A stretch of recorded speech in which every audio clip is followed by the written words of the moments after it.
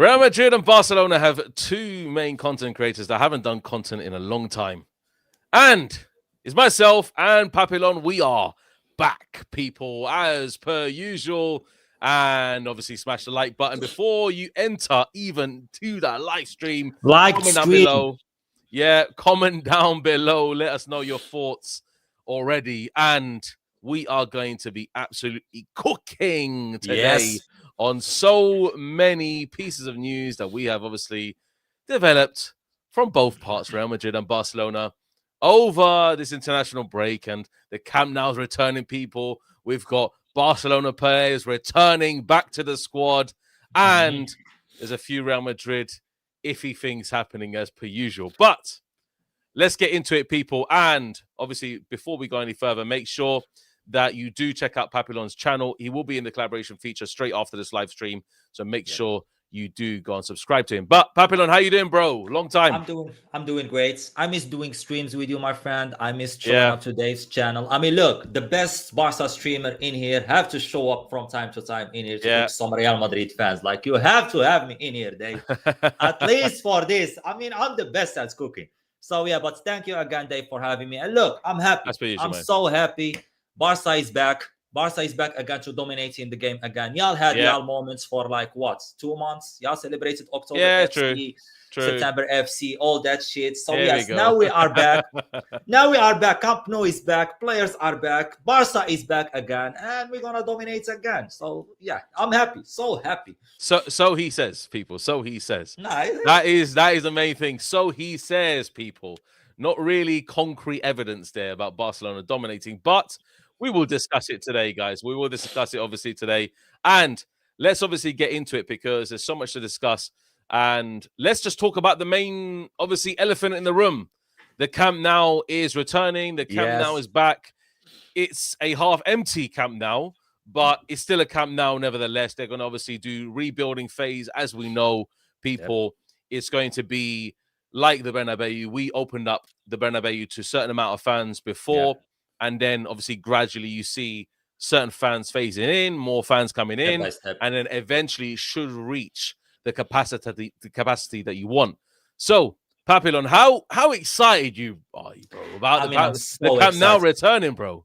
You must. That means Barca. Yes, we finally are not homeless. We are back. We finally have actually a stadium, a serious stadium. We are not renting stadiums or playing in Johan Cruyff Stadium or that shit. No. Yeah. We are back. And look, a big club is actually important for them to have a big stadium and their own stadium. Like it doesn't feel the same. It doesn't feel the same playing in the Montjuic. That stadium is cursed. Every bad memory is there in that stadium. Now that the Camp Nou is back, that means that Barca is actually a piece of Barca's greatness is back. And the players are back too. So yes, it's just good news after good news. And the Camp Nou is back. That means that's probably we are feeling and playing like we are at home, and we are really at home. We have that advantage. We ain't just playing like, you know, even with the fans that are not good. Our fans are bad. Those Catalan fans are the worst to have as fans. But still, the Camp Nou actually covers a big piece, a big side of it's a big chunk of Barcelona. Yeah, it's a big side of Barcelona, and not only just playing elsewhere. Yeah, absolutely. And I think it's going to affect how you play as well. It's going to affect massively how you play because you're back in your home ground. You're not playing in no Olympic Stadium. You're not playing in the Johan Cruyff Arena. You're playing at home, essentially. And you're going to see players feel it as well. You're going to see players feel it. You're going to see players like Yamal step up. You're going to see players like Raphinha when he returns, who we will talk about a bit later. You're going to see players like the midfield, essentially, the whole midfield, the defense probably step up. And I think, obviously, for your very first game coming back, I think you're going to be literally cooking on different levels. And I have to be honest, as a Real Madrid fan, especially that very first match, and I'm not entirely sure how the players are going to adapt to that, essentially, how they're going to adapt to how the situation is when they're in the moment, and against Bilbao, they're not they're not good. Hardest people to beat, but they are pretty trash this season. Let's be honest. No, like they are awful this season. They don't have a chance. They don't have a chance, and they are lucky for us too. Those Bilbao, actually, that club of Bilbao for what they did to us this summer with Nico Williams. We're gonna show them and Nico Williams what actually a big club is, and we're gonna show them that we actually make players careers, not like Bilbao destroying a player career. That guy choosing to stay at Bilbao. Well, look at you now and look at this club of Bilbao and what's going through. You actually missed out on playing in the Camp Nou. He missed out on playing in the Camp Nou. Now he's playing against us in the Camp Nou, and I'm gonna watch Lamine Yamal shine his besties, and I'm gonna watch all these players cook this shit team of Bilbao in the Camp Nou. They are our buffet this fucking Saturday. We're gonna celebrate the opening against them. That's why we're gonna be great, because of our motivation. There is a lot of things that motivates us this weekend. The Nico Williams, the Bilbao drama, the Camp Nou opening, players coming back. We have a lot to prove, and also we're gonna be top of the table if we win, right? Right? We're gonna be top of the table again, and I will have 24 hours to cook you and everyone else, and I will be making comments. Yes, even for 24 hours, we are looking down at y'all. Just for the trash talk, you talked all this time about us being below you. But now look at us. We are back. And you did it yourself. We did nothing. We did nothing. We'll see, mate. We'll see this weekend, because obviously Barcelona do have Bilbao and we have Elche away, who are a great team. We know that. And we will get into, obviously, a little preview of both games for the weekend. And I'm just looking at certain players. I'm looking at Rashford, actually. I want to see how he performs in the Camp Nou in front of the Barcelona fans. And you can see me in kind of a very, easy manner here, people. You see me, I'm a bit different. I'm not giving too much of the smoke back to Papillon, because before the break, we drew to Vallecano. Yeah, exactly. We lost to Liverpool. So I'm quite wary of where Real Madrid are at the moment. We are top. I do get it. And obviously, by the matter of goal difference, Barcelona have scored more, and they will go top if they do beat, essentially, Bilbao. But I want to see Real Madrid try and gain a bit of a resurgence this weekend. I want to see us try and beat Elche convincingly, because Real Madrid haven't been convincing this season. The only match we beat you, obviously. We beat Barcelona. We haven't talked since then. And I'm going to say right now is that Real Madrid haven't actually beaten a very great side yet this season. I agree. We haven't beaten a great side. We haven't beaten a great side. There's not one team that we've beaten that's a great side. Let's be honest. I agree. Because Barcelona are not currently great at the moment. They are lacking behind in where they should be, with the talent they have, and especially with the top three. And we saw it against Celta Vigo. The match they played, the second half they played, was very reminiscent of old Barcelona in terms of how they pressed, how they played as a team. And Hansi Flick must have gone into that dressing room and said against Barcelona players, he must have gone, "What the hell are you doing? You better wake up." That's the only match that they literally woke up in. The only match. I agree. I say Valencia maybe, but Valencia are the beat boys for Barcelona. No, Valencia every year.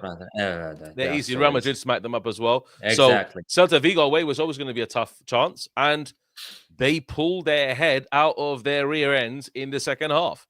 And if that Barcelona start turning up game in, week out from this moment on, then Real Madrid do have a problem, because we have away games on the bounce. Every away game on the bounce. Yeah. A whole month of away games. Yeah. Exactly. And Barcelona, apart from Chelsea away, I would think they pretty much got easy run for games itself. They got an easy run until they face Atletico Madrid. Atleti. Yeah, Atletico Madrid. So look, guys, they are back in the Camp Nou.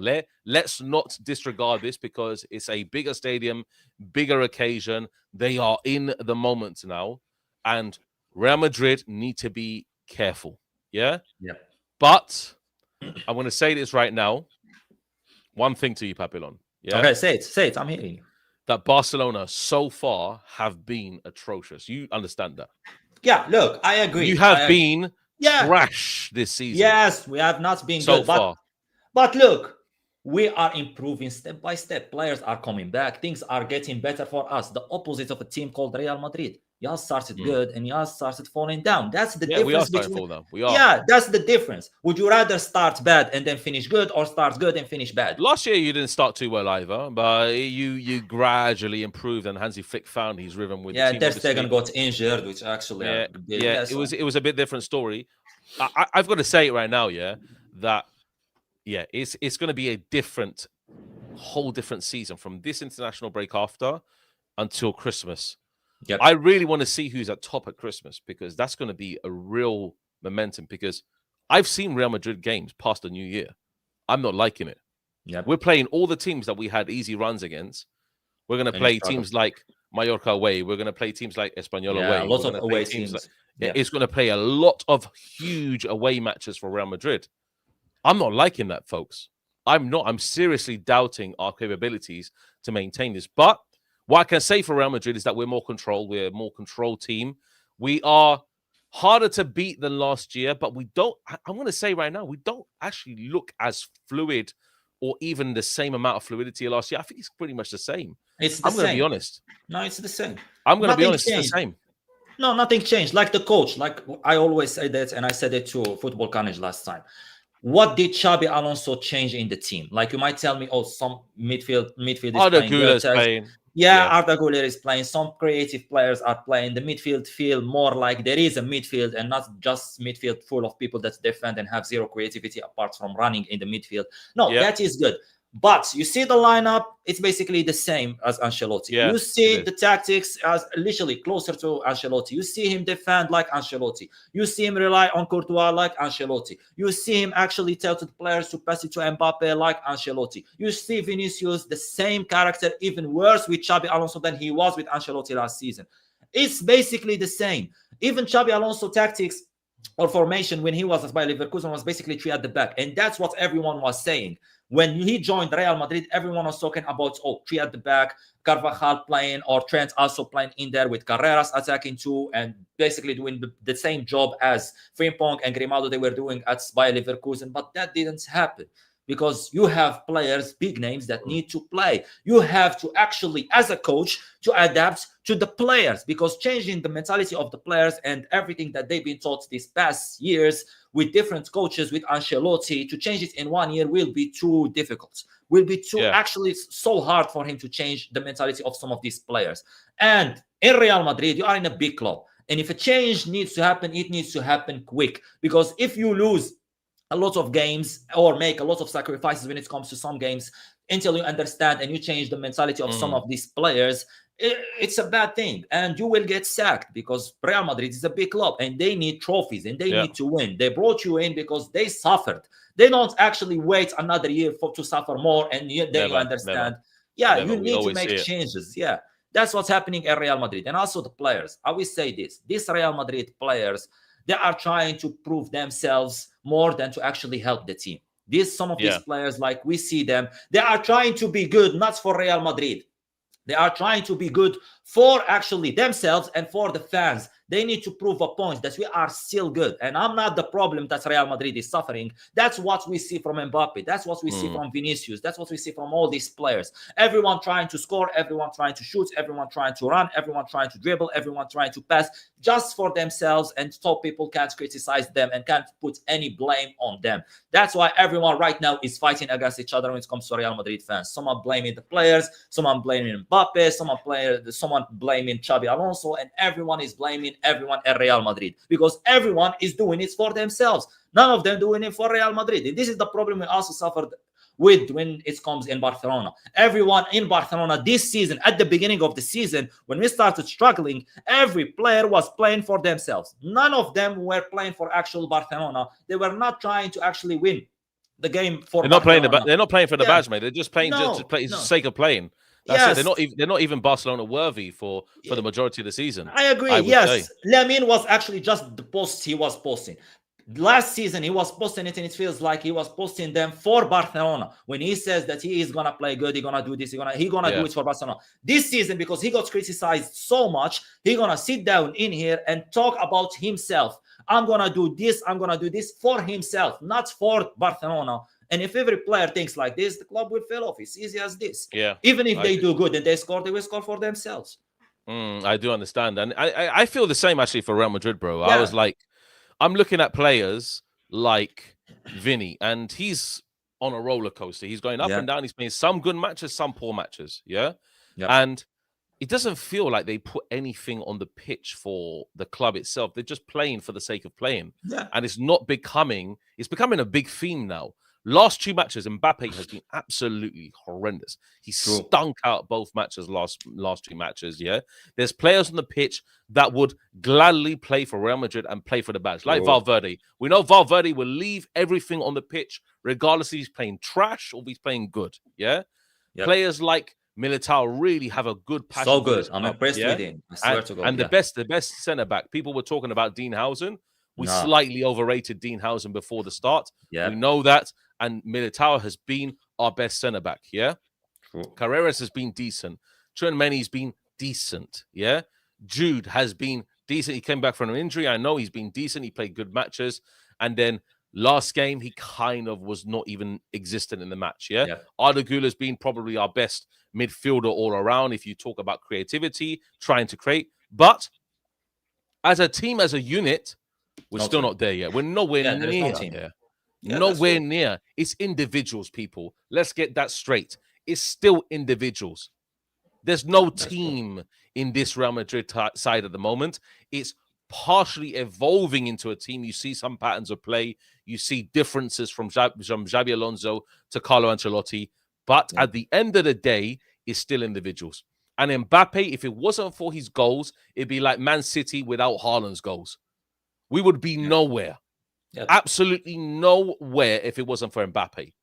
And that is factual. And penalties. Also with penalties. With a lot of penalties. We have had our fair share of penalties, but let's be honest on this one as well. Is that Barcelona at the present time, I'm going to tell you now, those goals against Celta Vigo are not going in if Jean Garcia's in goal, bro. Let's be honest. And I'm going to say it right now also that Jean Garcia, coming back, returning, Raphinha coming back, returning, Pedri coming back, returning. This is now going to be a potentially full-strength Barcelona. I'm not just saying this just to kind of, glaze Barcelona by any stretch. I don't glaze Barcelona. What I do is I state facts, people. Exactly. They will have a full-strength squad. When they have a full-strength squad, I know Inigo Martinez is not there. I know that for a fact, But we are looking at the defense and saying, last match, Celta Vigo, that was a good back four second half, And they came out their shell. They were really good. And Eric Garcia on the right back is probably in more of a better position than Koundé at the moment. Koundé has not been performing his best. He's been performing poor. And you still have Ball there on the left back. And then you have your 2 centre backs will probably be Araujo and Kubasi.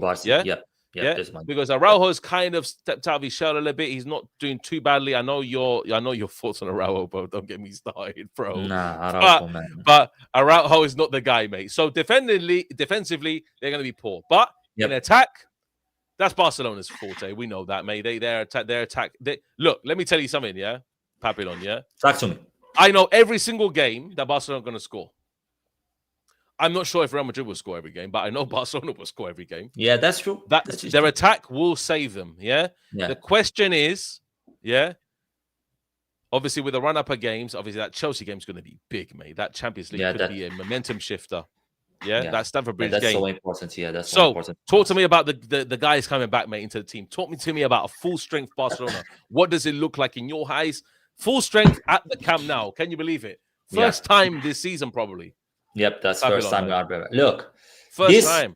With our players coming back and everyone coming back. Look, we know that the defense is still the problem. We know that we have problems when it comes to the defense. But we have Juan Garcia coming back, which will save a lot of actual goals that Chesney let in. That's, again, another difference. No matter how bad the defense is, he's going to save a goal or two this game when we're going to play. And the attack, if you say that we're going to concede, I'm pretty sure that we will score more than we concede. Same way we did it last season, we will do it this season again. we will make sure that we will score so much goals compared to what we concede. Our attack this season, we haven't seen the attack from last season at all, at any game. Lewandowski, Raphinha, and Lamine Yamal, they didn't play a single game this season. So when we're going to play with our best attack, we're going to see how serious Barcelona is about winning and competing this season. This is when we're going to judge Barcelona really, not with our injuries, not with our best goalkeeper injured, not with our defense being, bad. It's still bad. We still lost Inigo Martinez, and it's difficult for us to find a replacement or actually to sign a replacement. But last season, we conceded also with Inigo Martinez. The end of the season, we conceded a lot of goals. We conceded from Real Madrid, we conceded from Inter. Everyone unlocked or understood the high line and how we played. They understood it. They actually took hold of it. They knew what needed to be done against the high line. And this season, it's still the same thing. Every team that plays against us attack us from the wings or with the fullbacks. And that's how they break the high line. And if that still happens, we will still score more. We will still score more goals than the other team. And that's so important for us. This season, we haven't seen Barca 100%. Now that we have everyone back and our stadium back, we will be scary. Like, it's a fact. Like, we were scary last season. Yes, we lost against Inter, but overall, in the whole season, we were called the best team in the world the whole season. True. Not only just a part of it like PSG by the end of the season. No. From the start of the season, Barcelona were the most convincing across the whole season. Yeah, and everyone was fearing us, like matching up against every team in the Champions League or because La they Liga. Competed everywhere. Yeah, they competed everywhere. They were actually so good when it comes to the attack, because what scares every team is the attack. If I sit down in here and keep attacking you, then you will be just defending and praying that you don't concede. And that's how we were playing last season. We were just scoring. And judging by also our players this season, some of them performed good. Some of them stepped up some games, like De Jong stepping up. Like you said, Araujo, as much as I hate him, but he was needed in so many games, and he actually did what needed to be done. Some of the players, like even Gerard Martin, as bad as he is, he still showed up when Balde was injured. Even Chesney, I say it's as bad as he is again, Chesney. But in El Clasico, he was going crazy. And if we had the attack that can make the difference in El Clasico, we could have won. We had our goalkeeper doing everything for us to help us win, but the attack was not there. So if we have a team full of good players, fit players, players that are motivated to win and help Barca win, we will win. This is actually what's happening in here. And Real Madrid is the opposite of us. When it comes to you have the best attackers. You have the best players, but you still can't score. And that is the problem. You need to actually, it's like us, we find solutions to help the attackers score. You actually can't find solutions to help your attackers score. That's the thing. Yeah, we do lack in the department, like the final third. And I wanted to talk about a quick topic here, because there's news circulating. I done a live stream earlier that Rodrygo potentially will be leaving to go to the Premier League. And with Rodrygo potentially leaving, obviously Real Madrid fans are not too disappointed with it, to be honest. Like, they get the money, we can recruit players. It'll probably be in the summer if anything's going to happen. Yeah, if serious big transfer summer. I'm going to say something right now, I'm going to say something right now. Why hasn't Rodrygo got a string of games under his belt at left wing? Why hasn't he gone 5 games consecutively by playing on the left wing? Why is Vinny still being shoehorned into the position? Why is he still the left winger? I don't understand it. Like, can't we give Rodrygo a run out of games and put maybe Vinny somewhere else? It's Vinicius. I know. If you are in his position, if you are in Xabi Alonso position, if you are in Xabi Alonso position, you need to think about the club, not only about the football side of the club. Yeah, it's the merch. It's the merch sales, bro. Yeah. It's the merchandise. It's the image of Real Madrid.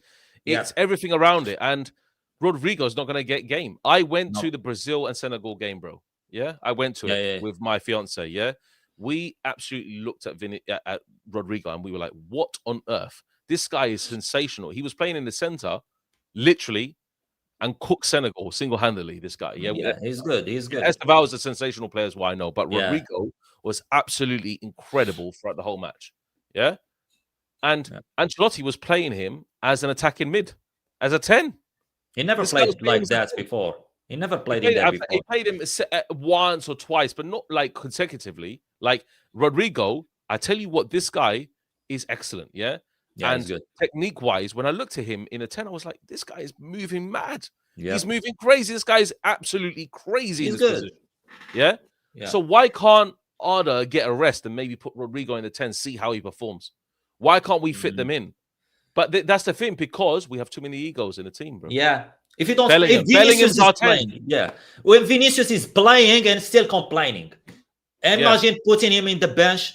Like, he's gonna be starting problems with every player, with every coach, with every member in that club. He will start problems. Last season, Rodrygo played so many games as a left winger, I guess, because Vinicius was injured, if I remember. And he played so good. As a left winger, he was better than Vinicius. Yeah, exactly. He was, And I'm going to tell you right now. Also.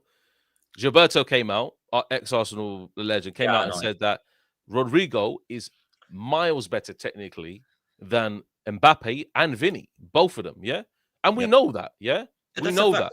In any, you can put Rodrygo in any team in the world, he will fit in. He will fit in. But Vinny won't.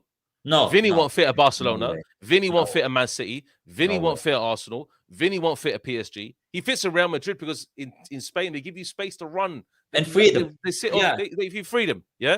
Rodrygo can pick up the ball and maneuver his play. He's the ball between 2-3 players and release an attack. But Vinny can't do that. Vinny, final end product. I saw it in Brazil. I've seen it for Real Madrid. His end product is shit, mate. That's true. His end product is trash. That's true. But he's an output player. He has high output, means he has a lot of dribbles. The ball is fed to the left 80% of the game. You will see him more in the game. You will see him more in the game more than anyone. He has the ball the most, Vinny. He's consistently trying to do it, but he runs into brick walls, this guy. He has a player in front of him. He runs into him. Again, next attack. Runs into him. Next attack. Run into him. That's but true. I can say it right now, I can say it right now because later on in Football Chaos, they're doing the top 10 players, in the current season, I don't have Vinny anywhere near my top 10. No, Vinny is not even top 25.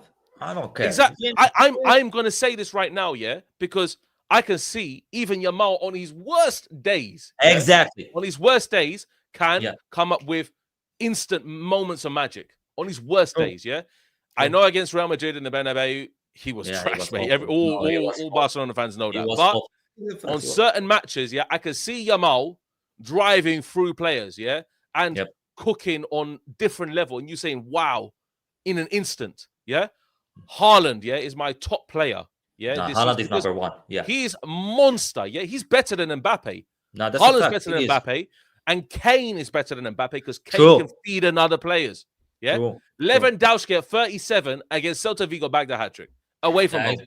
I mean, in his show, they still have something, even with his old age, So people are saying who my top 10 is. I say Mbappe is third, probably. And you can say third or maybe fourth, with Vitinha and other players. But you have to look at generally a team. Bellingham's not in the top 10 players this season. No, he's not. He's not. He's not. Because people are saying who my top 10 on talent as well, not just form.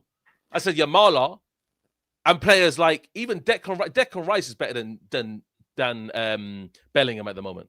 Declan Rice is better than Bellingham. I'm going to say right now because he plays for the team, Declan Rice. This guy leaves everything on the pitch, every single match. Bellingham is up and down as well. He can be up and down. He sometimes go completely missing in games, gets pressed out of his skin, and you never see him. Liverpool, perfect example. What did Bellingham do against Liverpool apart from that one moment? Nothing. He did nothing. Dave is not glazing. Dave is telling facts. I don't care. This is the truth. This is the difference. This is people are stupid. I can't lie. Some top people are 10, Vinny and Bellingham are nowhere near the top 10. I'm going to say it right now. Look, from Real Madrid, Mbappe and Courtois. If you have to put a goalkeeper in there, that guy is still the best goalkeeper in the world right now, Courtois. And if you're going to put someone from... Courtois, 100%. Courtois is actually making the difference in this team. He's the one he saved us on so many matches. Yes. He saved Liverpool from being embarrassing. Yes. He saved Getafe from 9 men being embarrassed. Yes. To draw away from Getafe. Yes. Last minute. Unbelievable. He made crucial saves against Juve. Juve could have pumped us, mate. That's true. From 2 counter-attacks. Yes. Bro, every time this is critical. Courtois is our best player this season. Yeah, one of our best with Militao. Yep, and Mbappe. I can put Mbappe in there because he's got his goals. Can put him for numbers and make goals, goals, output, great, But him, Militao, and Courtois have been our best players. Isn't that facts? It's facts because Militao has been a massive, massive difference this season. Massive difference. Yeah. Yep. People can glaze Bellingham all they want. Let me tell you something. Yeah. Bellingham is great when he's playing in, for example, he can drag the ball forward. He can play when he has space. When he's getting pressed, like a team against Liverpool, they do not allow him to play. Yeah. And that is facts. Yeah. And I'm going to say it right now. Yeah. The teams that we have coming up are going to be different than the teams that we face already in La Liga. Yeah. That's true. Atletico Madrid, I know they absolutely destroyed us. Yeah. And Barcelona had their fair share of destroying the world. They lost to Sevilla. They obviously had a string of results, but let's be honest, that it's not that far behind. Apart from El Clasico, it's not that far behind. Yeah, it's 3 points. Yeah, we cannot look ourselves ahead of ourselves and saying Real Madrid are playing amazing. We're not. We're playing shit football. We're playing the most boring football I've ever seen. I'm falling asleep watching matches. Yes, that's true. And my fiance has to wake me up. Yeah, so that is crazy. Unfortunately for Real Madrid fans, we have to suffer this for this year. Yeah. Yep. And that's why I said at the moment, current present time, the way Barcelona are playing and Real Madrid are playing, we're not doing anything in the Champions League, bro. No, we ain't. No, that's nothing. Sure. No. But you can see teams improving over the year. Yeah. Yep. And I'm going to say right now, with Barcelona's team and how they stood up, Raphinha is one of the most important players to Barcelona. That's true. That frontline press is super important. How important is Raphinha to Barcelona?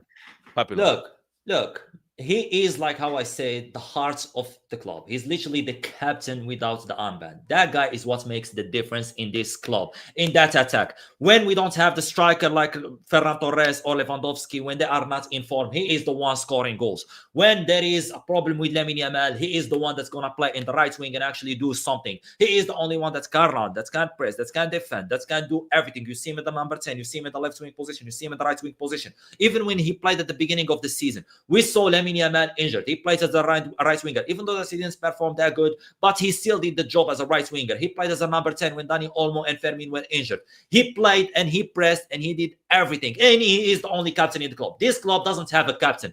It was Inigo Martinez and him. De Jong can't speak. Araujo can't think. Pedro's too quiet as well. Yeah, the same. Pedro's too quiet. Yamal's too quiet. Lewandowski is a bit very quiet as well. They don't show any passion. They don't actually talk to the referee. They don't complain when their players are not performing good. They are not defending the club the same way that a player like Raphinha does.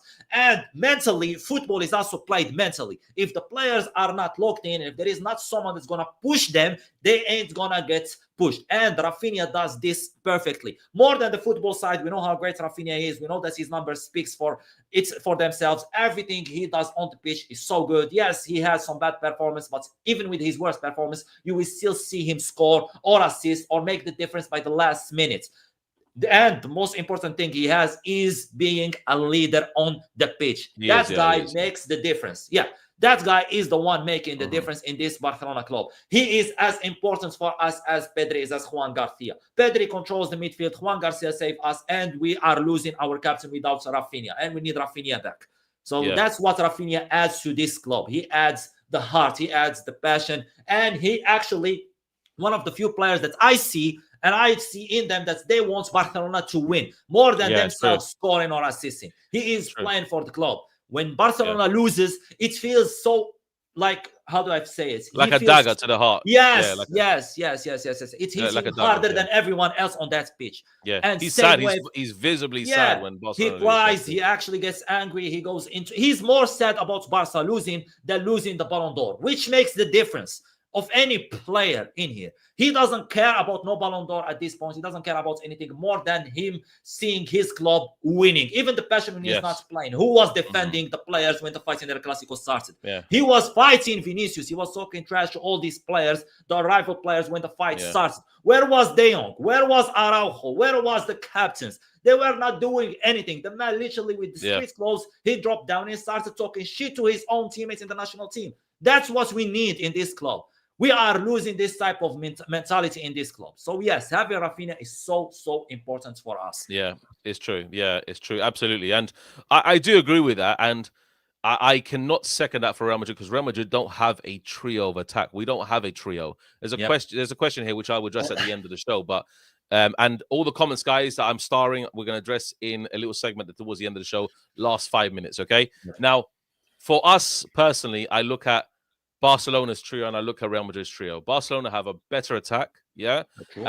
Midfield maybe can be debatable because of the control of the game and how Real Madrid pass the ball. We're passing with suffocating teams 65-70% possession. Like, a lot of teams are not even going to have the ball to even counterattack us. But when they do have the ball, like Vallecano did, they look dangerous on the counter. Yep, that's true. When you have teams that can actually counterattack us, like Real Betis can, like Bilbao can, who are playing conveniently very soon, different teams that can actually hit us on the break, we're going to have problems, and I'm going to say this right now, Man City is not looking good, bro. Nah. This December match, Man City is not looking good, mate. We may actually be violated big time, but Courtois can make the difference. Courtois is the one that I'm saying. He can. He actually makes the other team angry. So angry. They get them out of the game when he saves every chance. The teams will be like, okay, so what now? We tried everything and this guy doesn't actually make a mistake or let a goal go in. At least he will, maybe at max, he will let one goal go in. So the other team starts giving up. And that's when Real Madrid need to take advantage of their chances. Absolutely. And I think Real Madrid's trio up front and Barcelona's trio, Barcelona is fully on form, with Lewandowski just being a literal fox in the box. At his age, all he can do is be a goal scorer in the box. And he can shoot out the box and he can get headers. He's a very versatile player. Do not ever count out Lewandowski when he's on form, because this guy is one of the best strikers of the past decade. One of the best number 9s of the past decade. Experience he still has. Experience doesn't go. I'm going to tell you right now, Barcelona at least have a number 9. We don't have a number 9. We have a winger playing as number 9. That's what it is, So we don't have somebody that we can cross into. Can we go and get someone in the January transfer window? Yes. Will we? No, because we never ever do business in January. So that's a problem. We are struggling. Vallecano was crying out for Joselu, crying out for someone who can actually tuck away a chance from a cross or get in the box. Look what Joselu did with Bayern Munich. He made the difference. Kind of match. He made the difference by himself. He made the difference. He came on and he was the massive difference maker. That's what we want. So Lewandowski's already that guy. Even at his age, La Liga, we know that the teams are going to give you space. They're defensively sound in the back, but they still give you space. We saw it Celta Vigo. We're going to see it time and time again. If Lewandowski's fit for our whole season, see him scoring goals. Watch him scoring goals, and watch Raphinha also on the left-hand side. When he comes back, it's going to be an absolute bloodbath. But I'm not just praising Barcelona here for the sake of it. What I'm saying is, I'm looking at Barcelona and the worrying factors that is for Real Madrid fans. The worrying factors is when they get their trio back up front, it's going to be problems. When they get their whole midfield back, it's going to be problems. And Fermin Lopez is cooking. He's going crazy. This guy is crazy this season. So all they need is De Jong and Pedri to be in sync, and it's all good. And then the back line to be in sync, and it's all good. That will take Hansi Flick maybe a couple of weeks adjusting, so forth, to make them that kind of team. And we don't know when Pedri back, Jude. Do you know? They are saying the game of Chelsea. Maybe. Chelsea, maybe. And Raphinha, when is he back? Atletico Bilbao. Tomorrow he's having training with the team. Okay, so he's training with the team, So tomorrow week. We're training with the team. And obviously the back line is still going to be probably Eric Garcia right back, and then the two centre back. Araujo, Kubarsi, left back is Balde, okay. So look at this, guys, We're looking at, we could see in 3-4 weeks' time a full strength Barcelona. Full strength, I'm dreading this at the moment. I'm dreading it. I know we're 3 points ahead, but 3 points is nothing in La Liga, because you got to consider that we have to also go to the Camp Nou at the end of the season. If we are not 6 points clear by Christmas, we have lost La Liga. You are losing La Liga. This is a fact. Like, if we're not 6 points clear, because we have also a string of games that can be beneficial to us towards the end of the year. You have Betis away, which is going to be tough. A few games that can be very tough. We know any away game in La Liga is tough. Yeah, any away game. Villarreal, La Ceramica is going to be tough. Villarreal towards the end of the year. Yeah, that's true. If we are not 6 points clear by the end of the year, we are losing La Liga. I'm going to say it right now.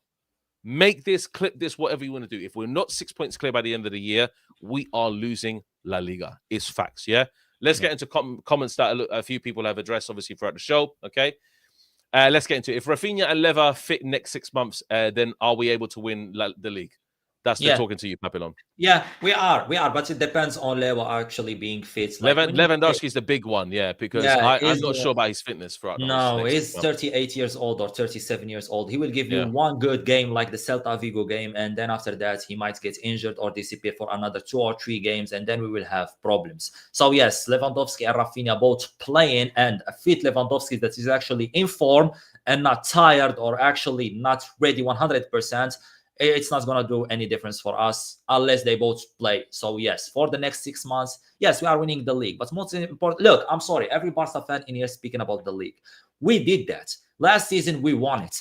Our focus should be the Champions League. Those 10 games or 12 games left in the Champions League, those are the most important games. We shouldn't be thinking about the league. Like at this point, like we did it. Real Madrid, you should think about the league because you lost it in a bad way. We want domestic. We want domestic success. Yes. Real Madrid fans want domestic. I know. Last season we cooked Spain.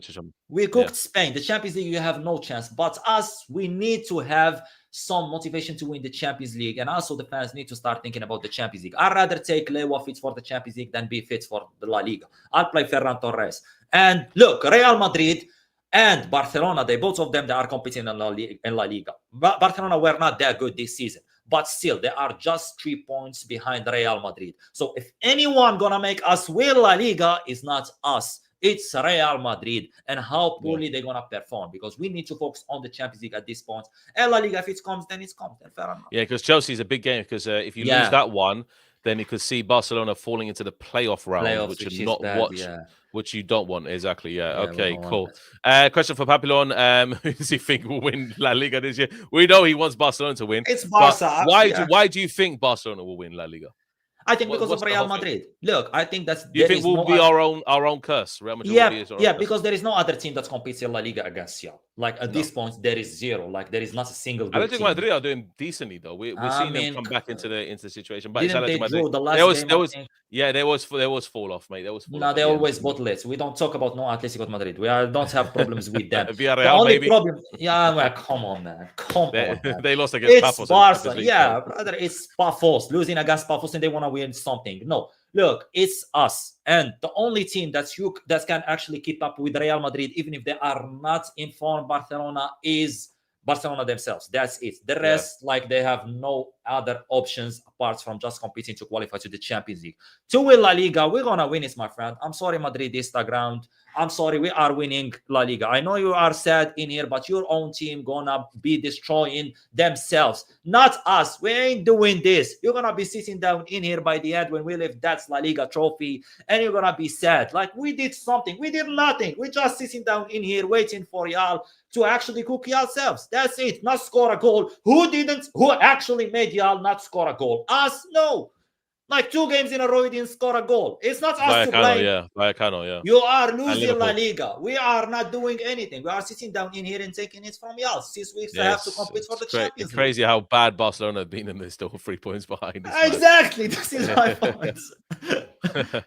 If Xabi doesn't win the league or the UCL, they will definitely sack him for real. He must win at least 1 trophy exactly this season, which is La Liga or the UCL. He's getting sacked. That's truth, mate. Real Madrid are ruthless when it comes to managers. We know that already. Yeah, that's one thing I can say good about Real Madrid is that we don't care, mate. Yeah, and I respect that.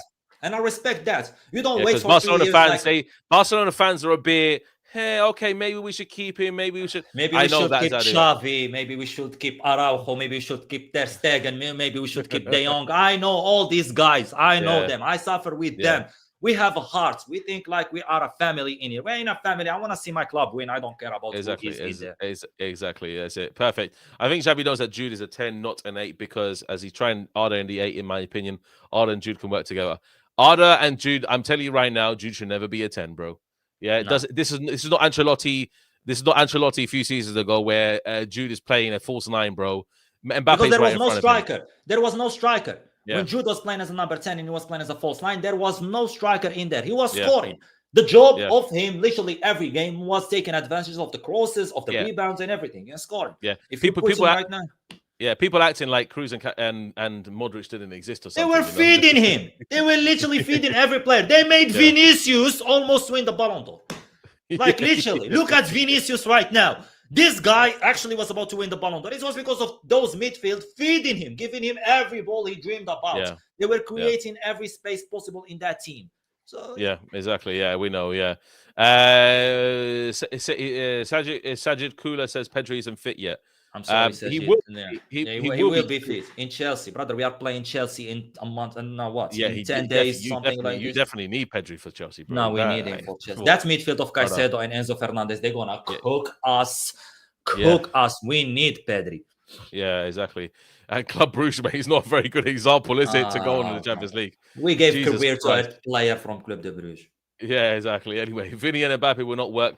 Vinny is selfish. I've seen against Raya in many games. He wants to dribble past himself. That's true. That's exactly the truth. And score, he doesn't look for Mbappe. That's the problem. There's no connection. So we're not going to judge our season last season because of our injured defense. That's probably a question to you, Papillon.